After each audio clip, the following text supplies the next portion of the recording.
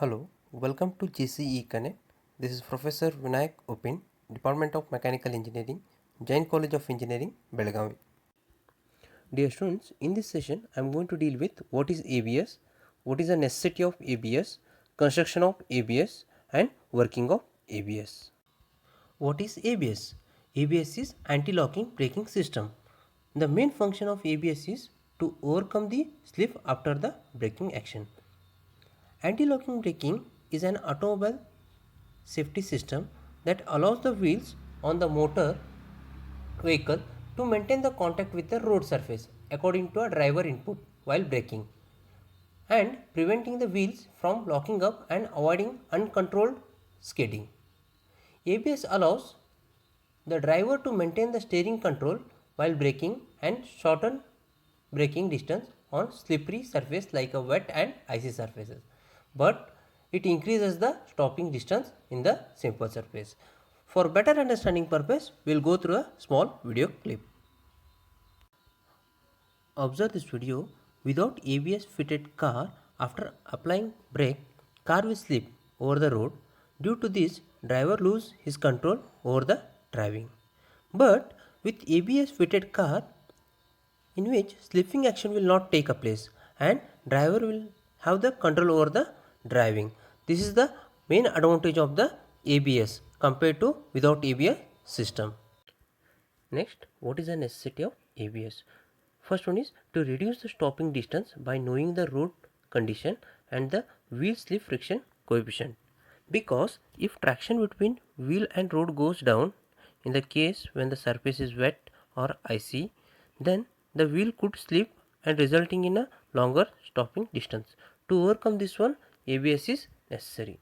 Second one is ABS system is to prevent any wheel from locking and to keep the longitudinal slip in an operational range by cycling and the braking pressure, which will give stability to the vehicle. So because when we apply the brake in a without fixing ABS, all the wheels are going to get locked, but if you fix with the ABS, the locking is not going to take. In spite of that one, the longitudinal slip will be take a place. So due to this, easily we can maintain stability in our vehicle. Next one is with ABC, car remains steerable even during the emergency braking, and thus the obstacle can be safely avoided. As we know, if driver loses control over the driving, accident may occur. So to overcome this one, ABS is essential. Next we will look over the construction of ABS. ABS consists mainly three components. First one is speed sensor, second one is controller, third one is valves and pump. All components are labeled in figure. Look at figure in which sensor is fixed with the wheels. Further, all four sensors connect to a controller which receive the signals from the sensors. Further, hydraulic pump and valves are used to vary and control the pressure of the oil as per the instruction received from the controller. Next we will discuss functions of the component. First one is speed sensor. As we have discussed earlier, the main purpose of the speed sensor is to monitor speed of each wheel and then to determine the acceleration and deceleration of the wheel. As we know, each wheel is fixed with the sensor. It will sense the speed of the wheel. Further, the whatever the information we are going to receive from the sensor, that will be shared to the controller. Second one is controller. The controller of the anti-lock braking system consists of electronic control unit, that is we are going to call as ECU, which processes all the ABS information and signal functions. The ECU gets the information from all the wheels and then control or limit the brakes force to the each wheel. Third one is valves and pumps. The main function of the valve is to regulate the air pressure to brakes during the anti-lock braking system action.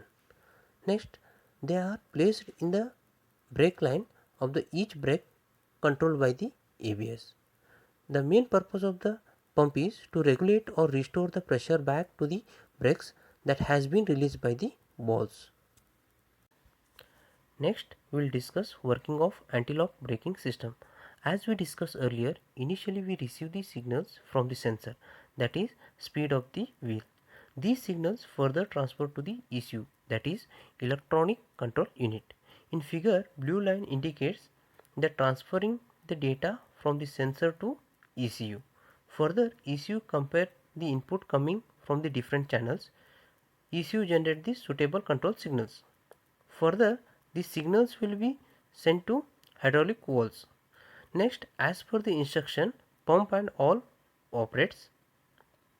In figure showed, green line is action for send signal which is sent to wheels. Thank you.